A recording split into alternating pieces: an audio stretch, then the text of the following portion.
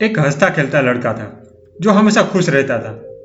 लेकिन कुछ दिनों से वो थोड़ा उदास रहने लगा था, थोड़ा परेशान रहता था।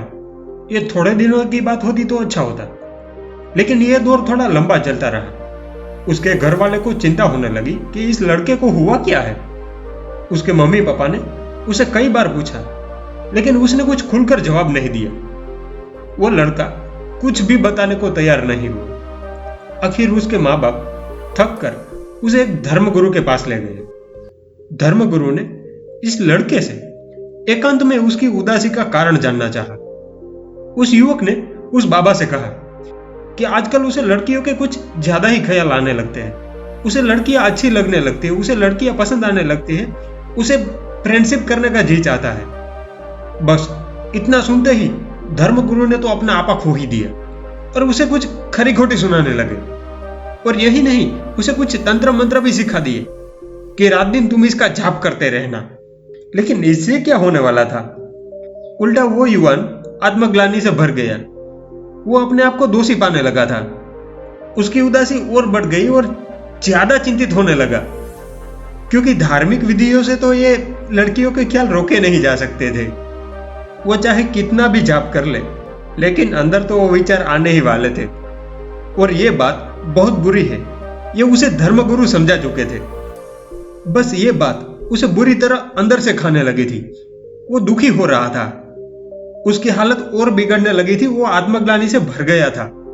आखिर उसकी बिगड़ती हालत देखकर माँ बाप परेशान हो उठे और उसे एक साइकियाट्रिस्ट के पास ले गए। साइकियाट्रिस्ट तो उसकी बात सुनते ही हंस पड़ा और फिर हंसते हंसते बोला, यह तो बड़ी स्वाभाविक इच्छा है। यदि इस उम्र में लड़कियों के ख्याल न आते होते तब मैं इसका इलाज करता, लेकिन यह तो नॉर्मल केस है। साइकियाट्रिस्ट के मुख से यह बात सुनते ही युवक फिर हंसता खेलता हो गया। फिर से उसकी जिंदगी नॉर्मल हो गई।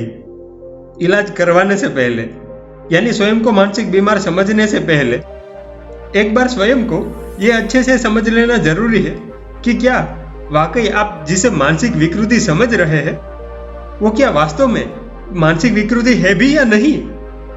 क्योंकि इंसान हमेशा खुद को दूसरों की निगाह से देखता है और दूसरे लोग तो तरह तरह की राय रखने वाले होते ही हैं। लेकिन जो हमारे जीवन में चल रहा है, हमारे जीवन की जो स्वाभाविक क्रिया है, हमारे विचार है, वो तो आने ही वाले हैं, उसे हम रोक नहीं सकते। आप जितना अपने विचारों को रोकने का प्रयास करोगे, वो दोगुनी शक्ति से आप पर प्रहार करेंगे, क्योंकि इसको रोका नहीं जा सकता। हाँ, इसको डाइवर्ट जरूर किया जा सकता है। एक बात याद रखना दोस्तों, आपको बुरे ख्याल, बुरे विचार तभी आएंगे जब आप फ्री होगे, आप किसी काम में लगे नहीं होगे। जब आप कोई काम कर रहे होते तो आपको उस काम का ही ख्याल आएगा, आपको उसके ही विचार आएंगे। इसीलिए ओवर थिंकिंग से बचने के लिए अपने आप को कुछ काम में व्यस्त रखें, कुछ गोल रखें, कुछ पर्पस रखें। इससे आप ओवर थिंकिंग से भी बचेंगे और मन में बुरे ख्याल भी नहीं आएंगे।